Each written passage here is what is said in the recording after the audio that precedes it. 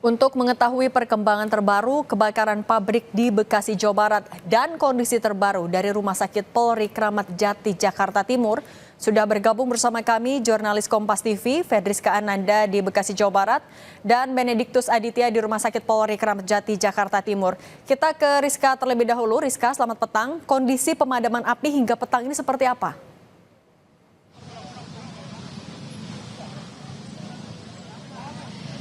Ya, selamat petang Cindy dan juga saudara. Hingga sore ini pukul 4 sore ini api ataupun asap ini masih membumbung tinggi.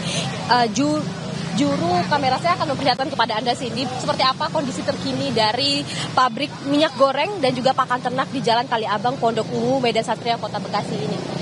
Dapat Anda lihat Cindy bahwa ini tampak asap hitam menggebul masih membumbung tinggi. Ini artinya masih terjadi kebakaran di dalam. Karena kalau misalkan kami pun tidak memiliki akses untuk masuk ke dalam, namun tampaknya api ini masih belum dapat sumber api ini masih belum dapat kebakaran belum dapat dihentikan begitu. Karena memang dari tadi kami di sini ini tampak mobil pemadam kebakaran masih mondar-mandir begitu.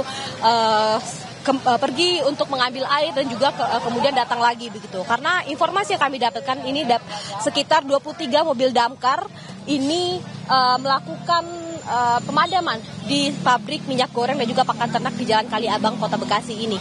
Di mana ini juga merupakan mobil damkar yang juga diperbantukan dari Jakarta dan juga Kabupaten Bekasi. Di mana hingga sore ini, Cindy dan juga saudara, kami dapatkan informasi bahwa saat ini 3 korban luka bakar yang cukup dievakuasi dan juga sudah dibawa ke rumah sakit untuk mendapatkan penanganan yang intensif.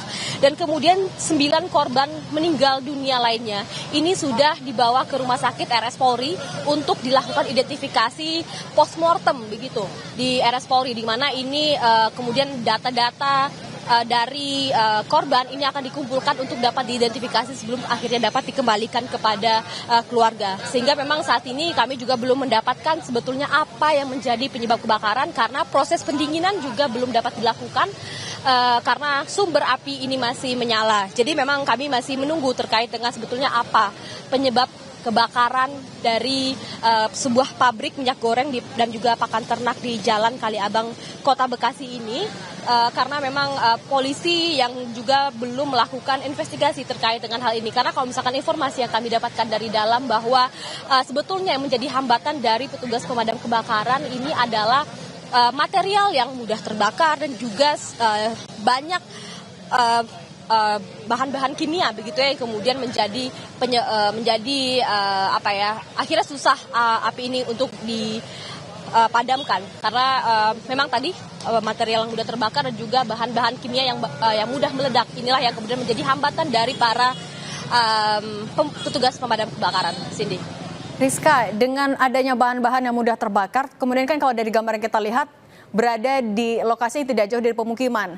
Ada kendaraan umum yang juga lewat. Apa antisipasi dari tim agar api tidak menyebar ke sekitarnya?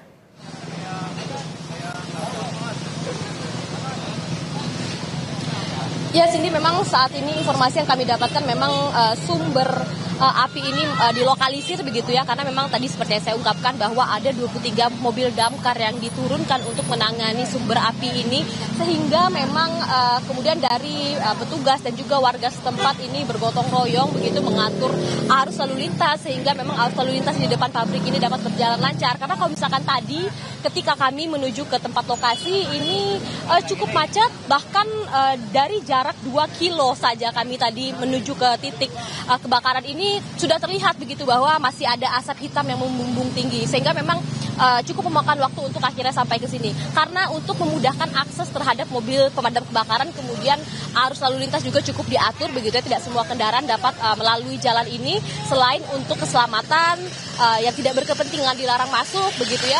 Sehingga memang arus lalu lintas di depan pabrik ini juga dapat berjalan lancar untuk memudahkan mobil damkar untuk mondar-mandir mengambil sumber air. Cindy.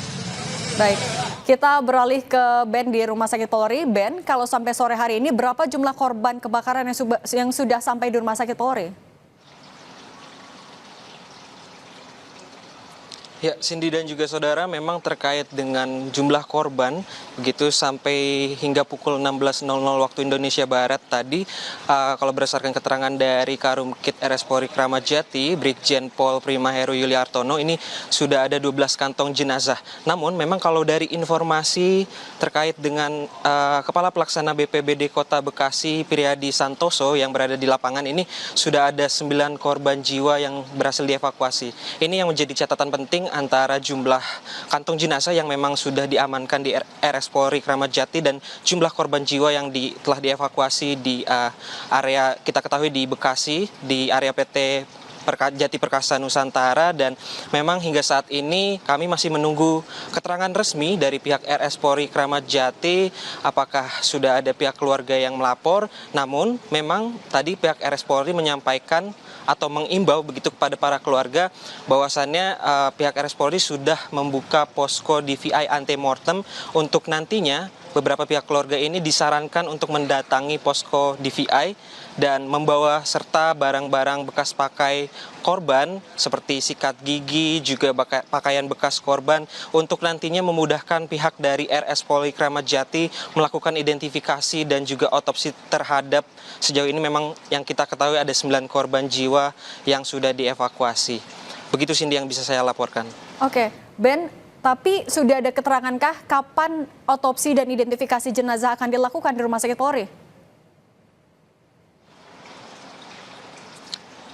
Ya, Cindy dan juga saudara, hingga saat ini memang tadi berdasarkan keterangan dari Karumkit RS Polri Kramat Jati, Brigjen Pol Prima Heru, proses otopsi sendiri masih sedang berlangsung begitu.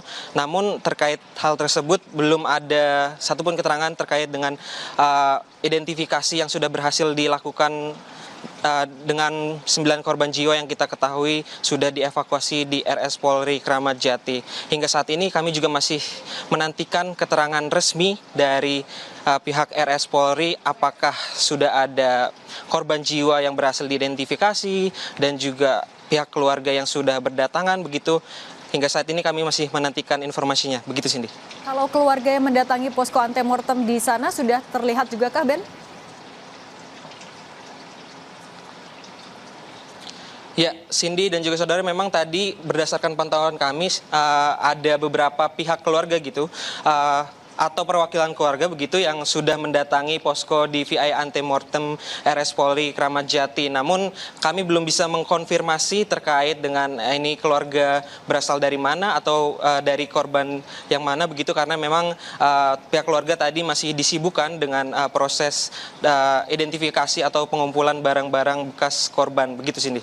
Baik, jurnalis Kompas TV Benediktus Aditya dari Rumah Sakit Polri Jakarta dan sebelumnya Fedriska Ananda dari Bekasi, Jawa Barat. Terima kasih, selamat bertugas kembali. Usai jeda saudara, polisi memastikan jumlah korban luka tabrak lari sopir truk kontainer yang ugal-ugalan di Jalan Hashim Asyari, Kota Tangerang, Banten berjumlah 7 orang.